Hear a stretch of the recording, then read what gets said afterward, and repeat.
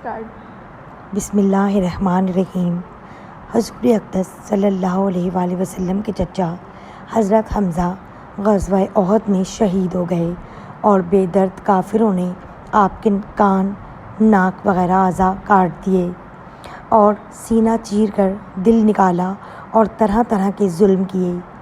لڑائی کے ختم پر حضور اکرم صلی اللہ علیہ وآلہ وسلم اور دوسرے صحابہ رضی اللہ تعالیٰ عنہ شہیدوں کی نعشیں تلاش فرما کر ان کی تجہیز و تکفین کا انتظام فرما رہے تھے کہ حضرت حمزہ رضی اللہ تعالیٰ عنہ کو اس حالت میں دیکھا تو نہایت صدمہ ہوا اور ایک چادر سے ان کو ڈھانک دیا۔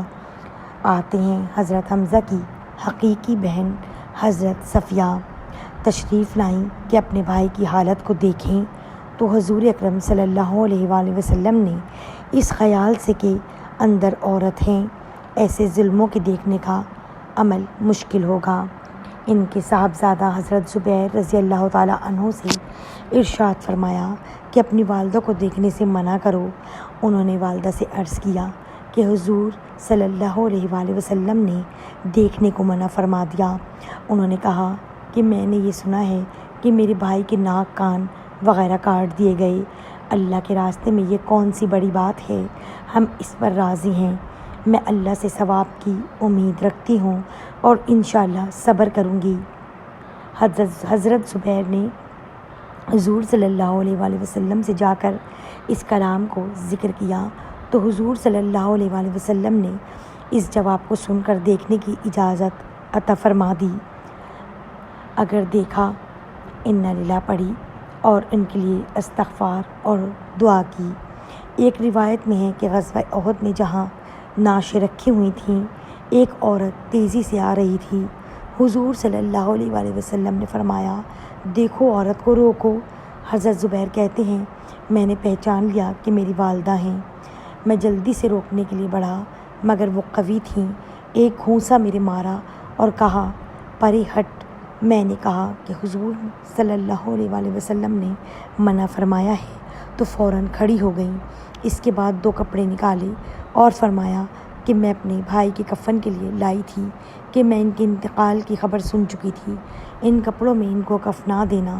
ہم لوگ وہ کپڑے لے کر حضرت حمزہ کو کفنانے لگے کہ برابر میں ایک انصاری شہید پڑے ہوئے تھے جن کا نام حضرت سہیل تھا۔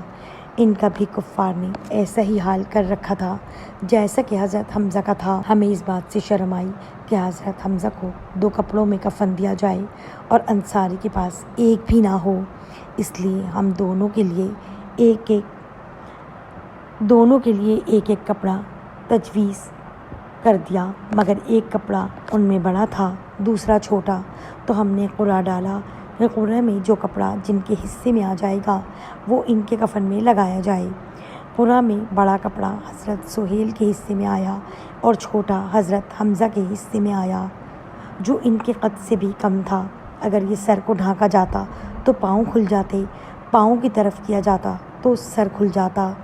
حضور صلی اللہ علیہ وآلہ وسلم نے ارشاد فرمایا کہ سر کو کپڑے سے ڈھانک دو اور پاؤں پر پتے وغیرہ ڈال دو۔ ابن سعد کی روایت میں ہے کہ حضرت صفیہ نے جب 2 کپڑے لے کر حضرت حمزہ کی نعش پر پہنچی تو ان کے قریب ہی ایک انصاری اسی حال میں پڑے ہوئے تھے، تو ایک ایک کپڑے میں دونوں کو کفن دیا گیا۔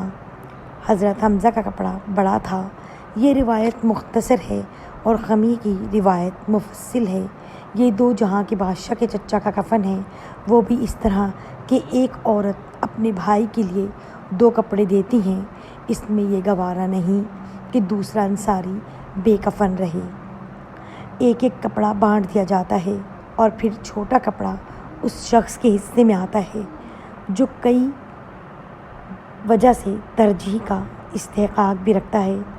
غریب پروری اور مساوات کے دعوے دار اگر اپنے دعووں میں سچے ہیں تو ان ہستیوں کا اتباع کریں جو کہہ کر نہیں بلکہ کر کے دکھلا گئے۔